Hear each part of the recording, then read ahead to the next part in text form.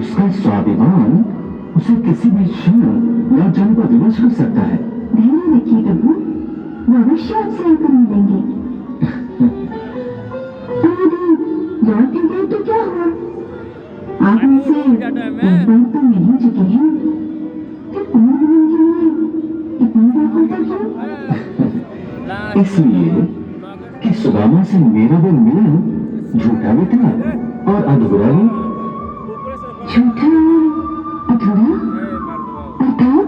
अर्थात ये कि देवी, वो मिलन झूठा ही था।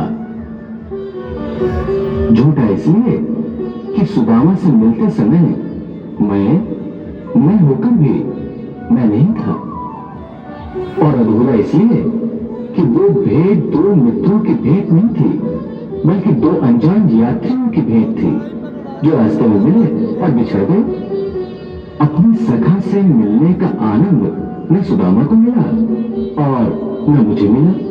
सुदामा को आपसे मिलने का आनंद नहीं मिला, ये बात तो ठीक है, परंतु आप तो उनसे मिल चुके हैं, रास्ते भर उनके साथ साथ रहे हैं, इस पर भी आप संतुष्ट नहीं हुए? सुदामा से मेरी वो भेंट वैसी ही थी जैसे कोई बालक जल में चंद्रमा की छवि को देखकर उसे पकड़ने की चेष्टा करता है और चंद्रमा उसके हाथ नहीं आता। भगवान, मेरी सुदामा से मिलने के लिए आप इतने ही व्याकुल थे, तो फिर एक यात्रा के विषय क्यों मिले? अपनी असली रूप नहीं उनसे भेंट कर लेते? नहीं देवी, ये संभव नहीं था। क्यों? क्योंकि मुझसे मिलने के लिए जितनी तपस्या आवश्यक है, सुदामा उतनी तपस्या अभी पूरी नहीं कर सका था। कर्म का विधान ऐसा है कि हर मनुष्य को अपना उद्देश्य पाने के लिए कर्म करना पड़ता है। यदि लोग कर्म न करें और केवल अभिलाषा के माध्यम से ही अपना उद्देश्य पा लें, तो कर्म कौन करेगा? सुदामा बड़ा ही पराक्रमी है।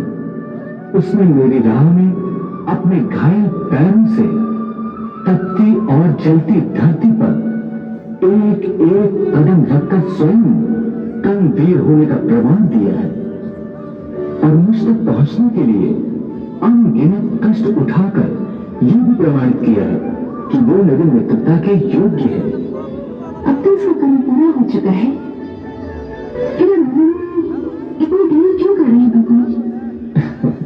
इसलिए कि यह मिलन कोई साधारण मिलन नहीं है देवी, ये एक ऐतिहासिक मिलन होगा।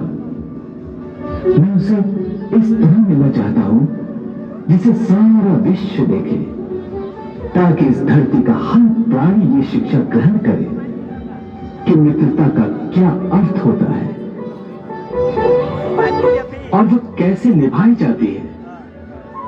रास्ते में सुदामा से अपने असली रूप में जाकर मिलता तो लोगों को ये शिक्षा कैसे दे पाता कि मित्रता में कोई ऊंच नीच, कोई बड़ा छोटा नहीं होता। ये वो रिश्ता है जिसमें राजा और रंग का भेदभाव नहीं होता। परंतु भगवान, सुदामा के अंदर तो अभी तक इसी भेदभाव की खींचतान चल रही है। बस उसी खींचतान को तो मिटाना है। परंतु कैसे?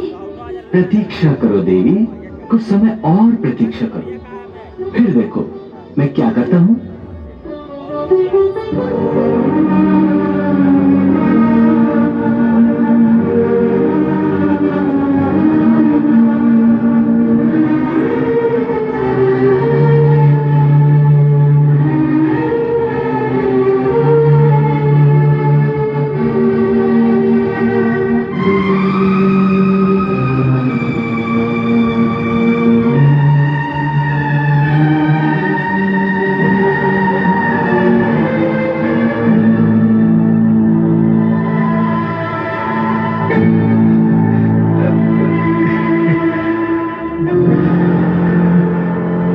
सुनो सैनिक, क्या द्वारकाधीश का महल यही है? हाँ ब्राह्मण देवता, यही राजमहल है।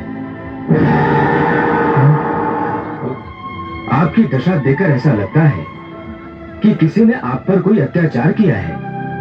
हाँ? और आप न्याय की याचना करने आए हैं।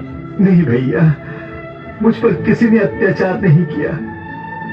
नहीं, मैं न्याय की याचना करने आया हूं। मैं तो परदेसी हूं, बहुत दूर से आया हूं। तो आप कुछ दान दक्षिणा मांगने आए होंगे। नहीं भाई, मैं दान दक्षिणा भी लेने नहीं आया हूं। मैं तो श्री कृष्ण से मिलने आया हूं। ना आपके साथ अन्याय हुआ है, ना अत्याचार। हाँ, ना आपको न्याय चाहिए, ना दक्षिणा। तो फिर आप द्वारकाधीश से क्यों मिलना चाहते हैं? सैनिक भाई, द्वारकाधीश मेरे मित्र हैं।